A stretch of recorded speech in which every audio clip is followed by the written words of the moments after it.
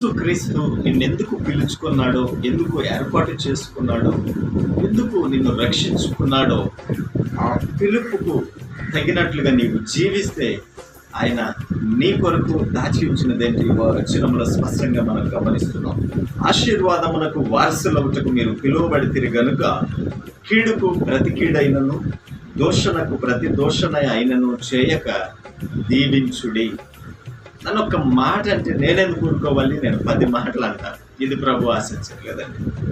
నీకు కీడు చేయాలని తలంచిన వారిని సైతం దీవించే విధంగా నీవు ఉండాలి అని, నిన్ను దూషించిన వారిని సైతం ప్రేమించే విధంగా నీవున్నప్పుడే, వారిని దీవించే అంతటి స్థిరమైన ఆత్మీయత కలిగి నీవున్నప్పుడే నీవు పిలువబడిన పిలుపుకు న్యాయం చేసే వ్యక్తివని, ఆ విధంగా నీవు ఉంటే నీవు ఆశీర్వదించబడతావని ఈ వచనంలో మనం గమనిస్తున్నాం.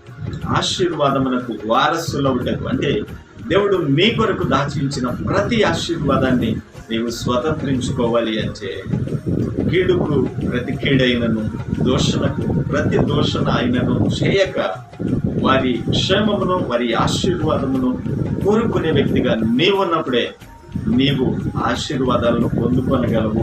నిన్ను పిలుచుకున్న దేవుడు నిన్ను ఏర్పాటు చేసుకున్న ఆ ఏర్పాటుకు న్యాయమును చేసే వ్యక్తిగా, ఆయన సాక్షిగా, ఆయన మహిమపరిచే వ్యక్తిగా నీవు ఉండగలవు అనేది మనం గమనిస్తున్నాం.